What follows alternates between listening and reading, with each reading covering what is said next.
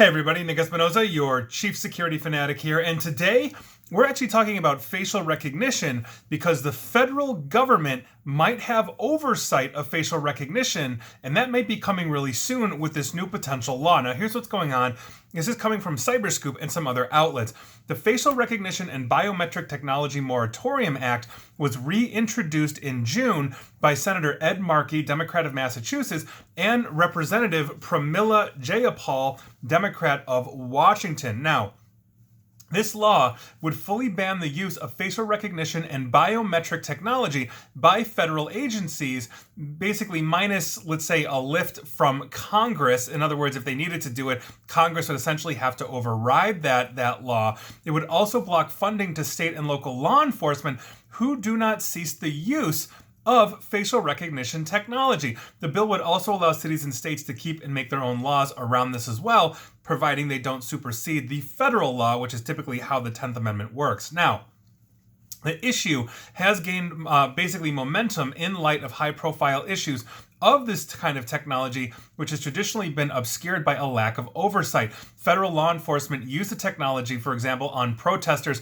after the police, basically that entire situation, the police murdering George Floyd, Derek Chauvin, for example, the specific one that did that, and that's according to a government accountability report released in June. The FBI also used the technology to find rioters who stormed the Capitol building on January 6th, according to that report as well.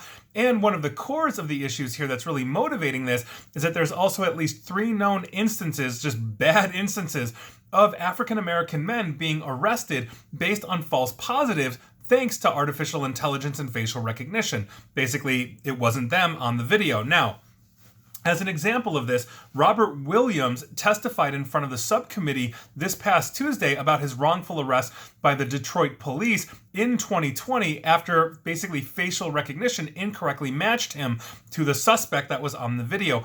Williams, who is now suing the department, spent 30 hours in custody, had to waive his right to counsel before he was actually allowed to see the picture that was used to match him in connection with the investigation into the theft of watches from a Detroit store. Now, multiple studies have also shown that even in ideal lab conditions, facial recognition technology disproportionately results in false positives, especially when used on minorities. A 2019 study by the government also showed that facial recognition technology produces false positives more so for Asians and Black Americans at a rate of 100 times more than false positives for white Americans. And that's actually something that I mentioned in my third TED Talk regarding facial recognition there, not to mention the fact that some facial recognition algorithms misclassify Black women 35% of the time. I also mentioned that in my TED Talk as well, compared to basically the minimal false positives for white males.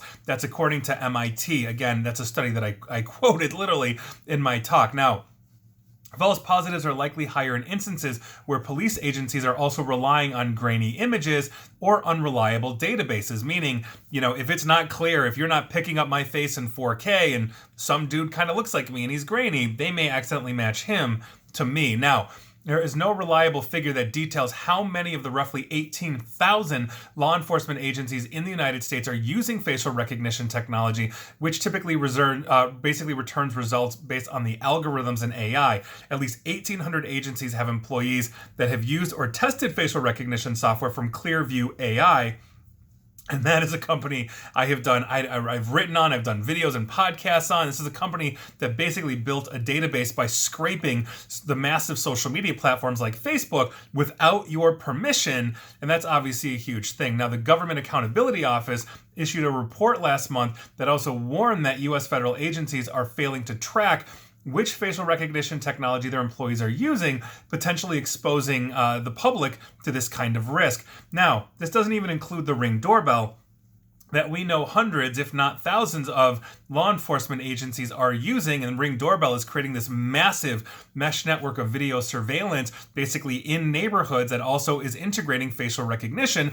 Amazon calls it recognition. I actually mentioned that in my talk as well, without actually saying Amazon, but they had massive false positives when they basically put up a mugshot of 10,000 criminals versus the 535 members of Congress, and Recognition falsely identified 27 members of Congress as criminals.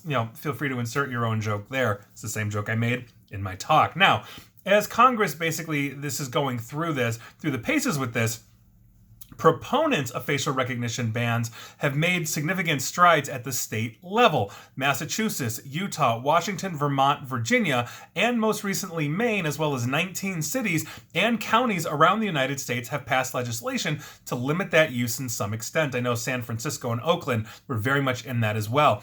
Advocates have also pressed the White House to enact a moratorium on this, and meaning the use of facial recognition. And quite frankly, I think that's a good thing.